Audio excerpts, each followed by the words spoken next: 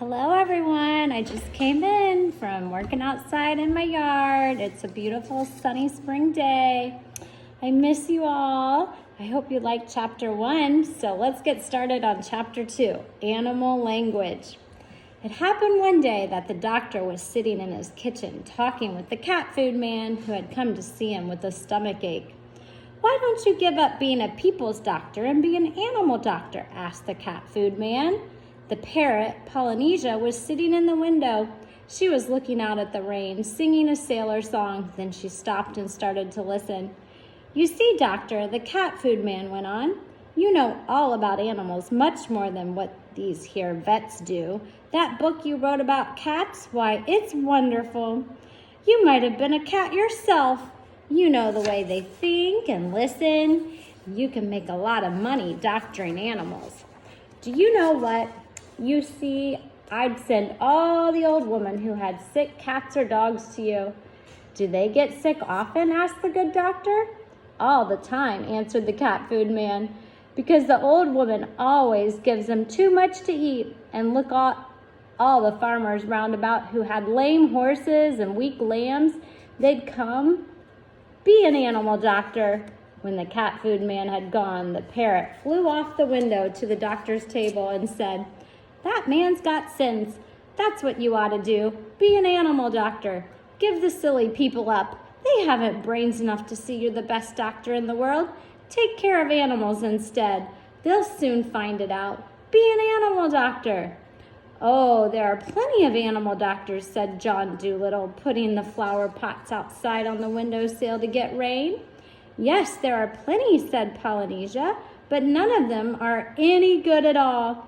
Now listen, doctor, and I'll tell you something. Did you know that animals can talk?" "I knew that parrots could talk," said Dr. Dolittle. "Oh, we parrots can talk in 2 languages, people's language and bird language," said Polynesia proudly. "If I say, 'Polly wants a cracker,' you understand me. But hear this, ka-ka, oi, fee-fee." "Good gracious," cried the doctor. "What does that mean?" "That means, 'Is the porridge hot yet?' in bird language." "My, you don't say so," said the doctor. "You never talked that way to me before." "You wouldn't have understood me if I had," said Polynesia. "Tell me some more," said the doctor, all excited. He rushed over to the dresser drawer and came back with a writing book and a pencil. "Now, don't go too fast and I'll write it down. This is interesting, very interesting, something quite new. Give me the birds' ABCs first, slowly now." So that was the way the doctor came to know that animals had a language of their own and could talk to one another. And all that afternoon, while it was raining, Polynesia sat on the kitchen table, giving him bird words to put down in the book. At tea time, when the dog Jip came in, the parrot said to the doctor, "See, he's talking to you." "Looks to me as though he were scratching his ear," said the doctor. "But animals don't always speak with their mouths," said the parrot in a high voice, raising her eyebrows. "They talk with their ears, with their feet, with their tails, with everything. Sometimes they don't want to make a noise. Do you see now the way he's twitching up one side of his nose?" "What's that mean?" asked the doctor. "That means, can't you see that it has stopped raining?" Polynesia answered. "He is asking you a question. Dogs nearly always use their noses for asking questions." After a while, with the parrot's help, the doctor got to learn the language of the animals so well that he could talk to them himself and understand everything they said. Then he decided to give up being a people's doctor. As soon as the cat food man had told everyone that John Dolittle was going to be an animal doctor, old ladies began to bring him their pet pugs and poodles who had eaten too much cake. Farmers came many miles to show him sick cows and sheep.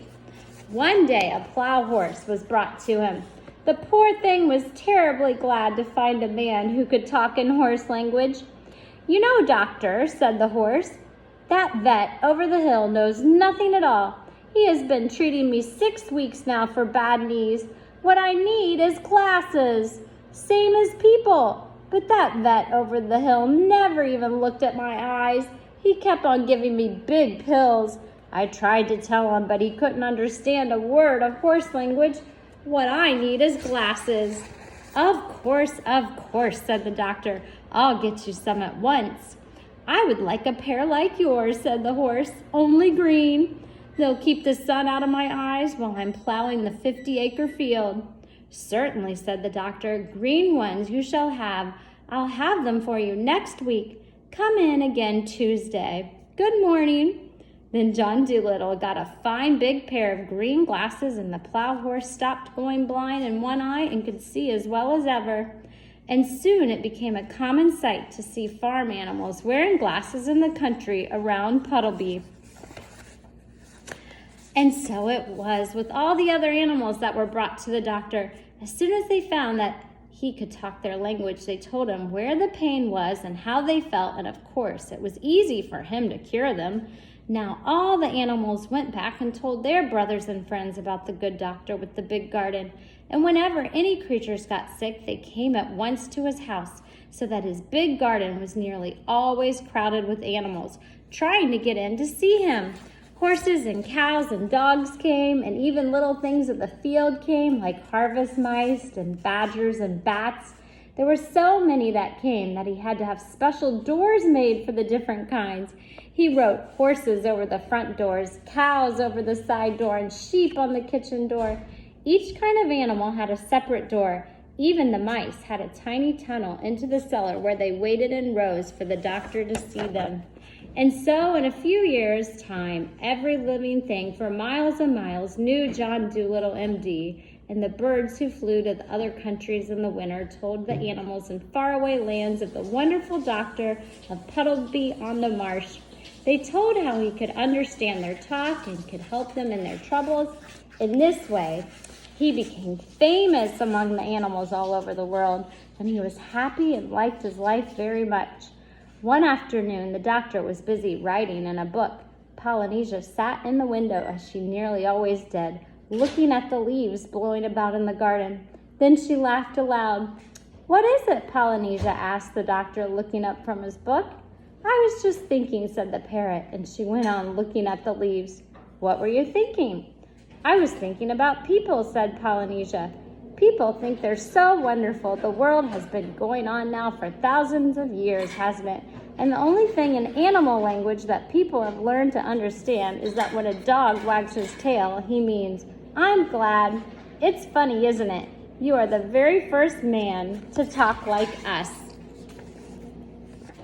"You're a wise old bird," said the doctor. "How old are you really? I know that parrots and elephants sometimes live to be very, very old." "I can never be quite sure of my age," said Polynesia. "I lost track when I made the long trip from Africa.